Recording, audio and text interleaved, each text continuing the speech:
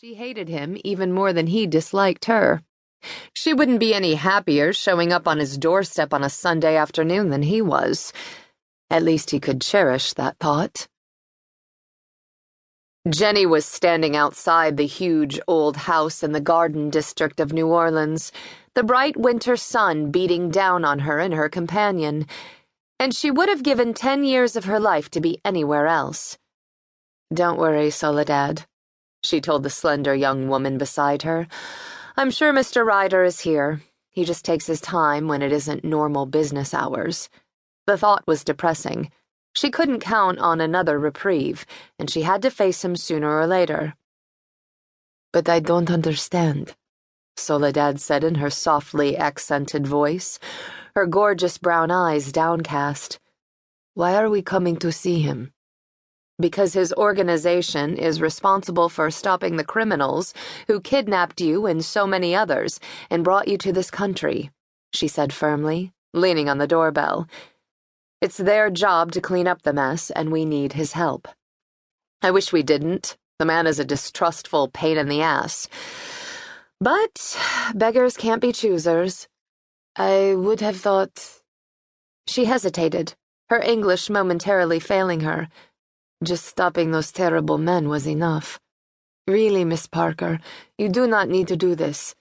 I can find work on my own. I do not need any help." "You'd be an illegal alien," Jenny said, "and the committee knows how to pull strings to get you your green card." "What is this committee?" Jenny shrugged, shoving a hand through her unruly hair. "No one really knows, and I'm not about to ask. I just know they were responsible for your release from that container ship, and they're so secretive they must have a huge amount of power. That was one thing I learned from my family," she added wryly. "The more mysterious the organization, the more influential it is. Besides, they took care of the paperwork for the other women and children. If you hadn't been sick, you would already have your papers as well." Jenny suspected that if Soledad hadn't gotten sick, she would have taken off before the papers arrived, but that was neither here nor there. She couldn't blame the girl for being distrustful, especially after all she and her fellow captives had been through at the hands of the traffickers. At the hands, innocent though they'd been, of her brother. Had she been in the same position, she wouldn't have trusted anyone either. It was a good thing the police searched the ship thoroughly and found you in the sick bay. Otherwise, you might have gotten towed out to impound and no one would have found you. Soledad gave her that sweet smile that had captivated everyone at the small street corner office that held Jenny's practice. "Yes, I am very lucky," she said in a tranquil voice.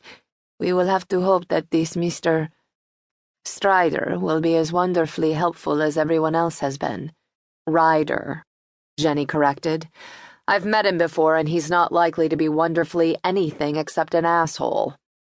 But he's going to make sure you can either stay here or go back home, whichever you prefer." "Stay here," Soledad said quickly. "It is too dangerous for me to go back to Covert." "Then you'll stay here, and Ryder will see to it." Jenny straightened her shoulders as she heard the footsteps beyond the closed door. If she'd had any choice, she would have gone to someone else, but the various agencies had run through their allotment for illegal immigrants, and she had no choice but to see if the secretive committee could do better.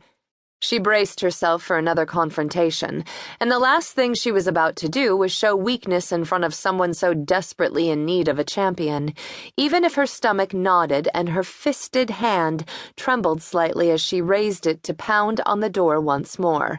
Because, like it or not, Matthew Ryder had a very powerful, very unwelcome effect on her, and her previously dormant libido. It was a good thing she had excellent reflexes, or she would have ended up pounding on Matthew Ryder's face, and he wouldn't have liked that one bit. She'd been around dangerous men all her life, her father, her uncles, her brothers, and she knew a wolf when she saw one. It was a wolf who opened the door and stood staring at her, an unpromising expression on his face. "Well, look who's here," he said, though she suspected he had known perfectly well what awaited him on the other side of the door. "What brings you out on such a bright Sunday afternoon, Ms. Parker?"